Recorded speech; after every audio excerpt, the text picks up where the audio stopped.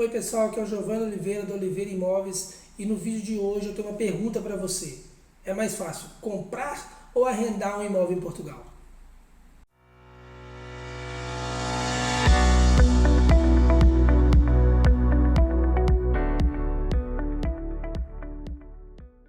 Então pessoal, comecei o vídeo justamente com essa pergunta porque está muito em voga no momento a diferença entre os valores cobrados num arrendamento de um imóvel para os valores pagos numa prestação de um imóvel. E muita gente vem questionando o mercado imobiliário, se está numa bolha ou não, se é um boom realmente ou não, essa questão dos preços em Portugal sendo praticados tanto na renda quanto na compra de um imóvel. E eu quis fazer o vídeo justamente para poder a gente conversar um pouquinho e explicar um pouco desse processo. No quesito compra, a gente teve sim um aumento dos preços, esses aumentos até continuam de uma certa forma. Eu, Giovanni, não vejo ele a curto prazo abaixando, pelo contrário, a curto prazo eu acho que os preços ainda sobem durante um tempo. E no arrendamento a mesma coisa. É comum a gente se impressionar cada vez mais com preços praticados, principalmente em Lisboa e no Porto. Os imóveis estão cada vez mais caros para os arrendamentos nessa região. São realmente situações que quem está chegando agora, o imigrante, passa um sufoco muito grande, tanto para comprar quanto para arrendar, se a pesquisa dele iniciou há 2 anos atrás, há 1 ano atrás, há 6 meses atrás que for, já vê uma discrepância entre os preços praticados no início das pesquisas quanto os preços de hoje em dia. E eu, como uma pessoa que trabalha no setor, vivo isso o dia a dia, eu vou ser bem sincero, eu acho que os preços hoje eles estão melhores, voltados para a compra do que para o arrendamento. Num processo de compra, um imóvel na casa dos 100 mil, 120 mil, você vai pagar uma prestação inferior a 400 euros facilmente, dando aqueles 30%, 25% de entrada destinados a quem é estrangeiro. Então a gente vai ter um valor de parcela ali variando na casa dos 300 e alguma coisa euros, tá? E num processo de arrendamento, um imóvel que tem esse mesmo valor na venda, ele no arrendamento, a gente tem muitos senhorios cobrando aí 600, 650, a gente vê casos de imóveis T0s, T1s em Lisboa, sendo o mínimo dos valores praticados, 800 euros, 750 euros, são valores realmente muito altos para um padrão do país. Então, eu quis fazer o vídeo justamente para elucidar um pouquinho sobre o que é melhor hoje em dia, comprar ou arrendar. E aí, quem está interessado em comprar vem me perguntando, mas Giovanni, qual tipo de documentação eu preciso apresentar em Portugal?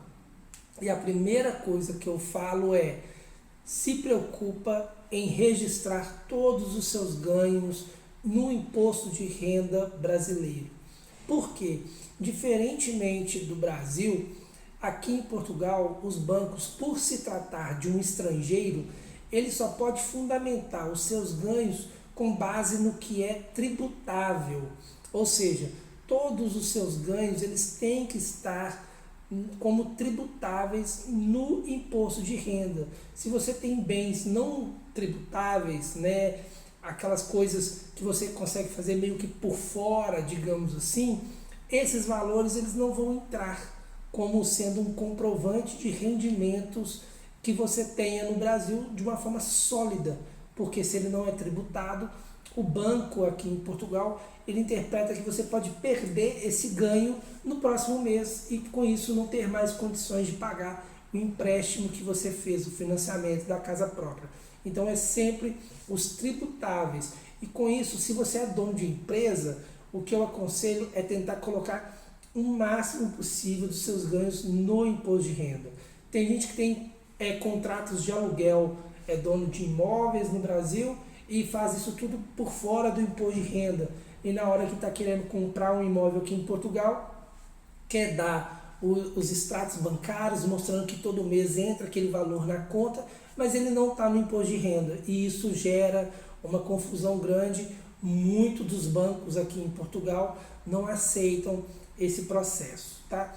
E como que a Oliveira Imóveis trabalha? A gente trabalha levantando o cliente em vários bancos diferentes, em várias instituições bancárias, justamente para que todas essas instituições analise a situação do cliente e com isso dá a gente as opções de crédito que aquele cliente tem o direito, digamos assim.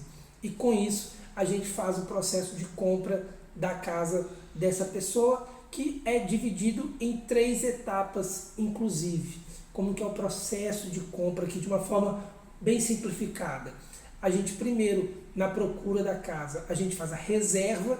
Depois de procurou e gostou, a gente reserva o imóvel, e este imóvel geralmente paga-se uma taxa de reserva, geralmente na ordem dos 1.000, 2.000 euros, não costuma passar disso, e o imóvel fica reservado para o cliente. A partir dali, a imobiliária vai proceder com a elaboração de um contrato de promessa de compra e venda, um contrato chamado CPCV, Contrato Promessa Compra e Venda. E neste contrato vai ter as regras do jogo, todo o processo de compra, como ele vai como ele vai acontecer, quais são os direitos do comprador, os deveres do comprador, os direitos e deveres do vendedor, todo o processo que envolve a compra. E no dia dessa assinatura do contrato de promessa, compra e venda, o cliente paga o comprador a entrada do valor do imóvel. Então, se o banco para o financiamento vai financiar só 70%, no dia do CPCV o cliente dá a entrada dos 30%. E passado essa segunda etapa, a gente fica à espera do banco, junto com a conservatória, que é como se fosse o cartório aqui em Portugal, digamos assim, para elaboração da escritura, que é de fato o momento onde sai o vendedor como sendo o proprietário do imóvel e entra o cliente comprador como sendo o novo proprietário do imóvel. Então, basicamente, são essas 3 etapas. Então, depois dessas 3 etapas, faz a escritura do imóvel e processo concluído. Eu costumo dizer que antigamente era melhor arrendar do que comprar, mas hoje em dia realmente está bem difícil pensar no arrendamento porque os valores ficaram muito discrepantes. Então, se você já tem uma ideia convicta de onde quer morar, qual região, qual cidade morar, dê preferência, digamos assim, para a compra do imóvel. E se já gostou da ideia, aproveita para poder também dar um like, dar um joinha aqui no vídeo, você fortalece o canal com esse tipo de ajuda, de suporte. Então eu te agradeço também. Tudo bem, gente? A dica de hoje era assim, simples. A dúvida entre comprar e arrendar, eu realmente acho que hoje em dia o comprar está se tornando a melhor opção. E agradeço, como sempre, quem continuou aqui até o fim. Beleza? Obrigado, pessoal. Até a próxima.